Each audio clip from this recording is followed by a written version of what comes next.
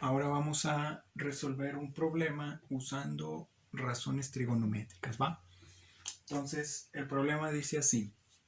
Un topo se encuentra dentro de su madriguera a 2.5 metros bajo tierra. Para salir a alimentarse, toma un camino en diagonal a través del suelo hasta la superficie.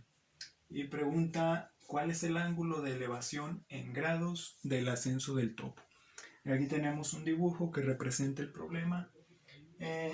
Tenemos el topo. Bueno, no me salía dibujar el topo, dibujé un pingüino, pero eso no importa, ¿no? Vamos a suponer que es un topo. Entonces tenemos el túnel que cavó el topo y está de manera diagonal respecto a la superficie, ¿sí? La superficie la vamos a tomar como si fuera una línea horizontal.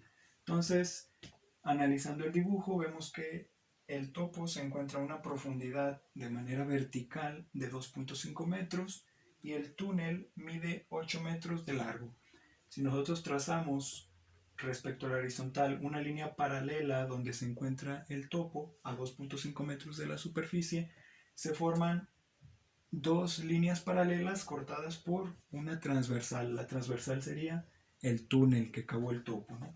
Entonces, tomando eso como referencia, se forman dos triángulos rectángulos. El primero sería de donde sale a la superficie el topo hasta el punto de manera vertical hacia abajo de 2.5 metros de distancia y donde se encuentra el topo. Entonces se forma este triángulo rectángulo, ángulo de 90, aquí está, ¿no?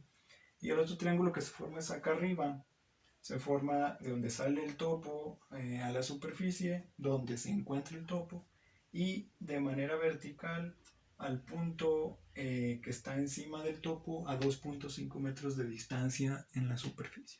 Entonces es un triángulo, este es otro triángulo, ambos son triángulos rectángulos. Podemos usar el que nosotros queramos. Nos piden el ángulo de ascenso, aquí no lo marca ya el dibujo, el ángulo de ascenso es este que está aquí abajo que le llaman alfa. Es el que se forma con el túnel y una horizontal respecto a donde se encuentra el topo, la cual es paralela a la superficie. Entonces este ángulo que se encuentra aquí, si lo quisiéramos resolver con el triángulo de arriba, el ángulo que ocuparíamos sacar sería este que se forma entre el túnel y la superficie. ¿Por qué? Porque son dos líneas paralelas cortadas por una transversal. Entonces estos dos ángulos serían alternos internos, ¿no? Medirían lo mismo, serían congruentes. Entonces, podemos usar el triángulo de arriba o el de abajo. Vamos a usar el de abajo, ¿no? Entonces, ocupamos este ángulo, conocemos de este triángulo rectángulo el lado más grande o el que está enfrente al ángulo de 90 grados sería la hipotenusa. Entonces, el túnel correspondería a la hipotenusa, la cual mide 8 metros. Entonces la hipotenusa ya la conocemos, mide 8 metros de largo. Conocemos otro de los lados, que sería uno de los catetos, que mide 2.5. Respecto a este ángulo, que es el que queremos encontrar, este lado de aquí sería el cateto opuesto. ¿Por qué? Porque está enfrente al ángulo que estamos tomando. Entonces, en mi triángulo rectángulo de aquí abajo, voy a encontrar alfa, conozco la hipotenusa y conozco el cateto opuesto. ¿Cuál razón trigonométrica relaciona hipotenusa y cateto opuesto? Seno, ¿no? Entonces, seno del ángulo, ¿cuál ángulo? Alfa, ¿no? Es el que queremos encontrar.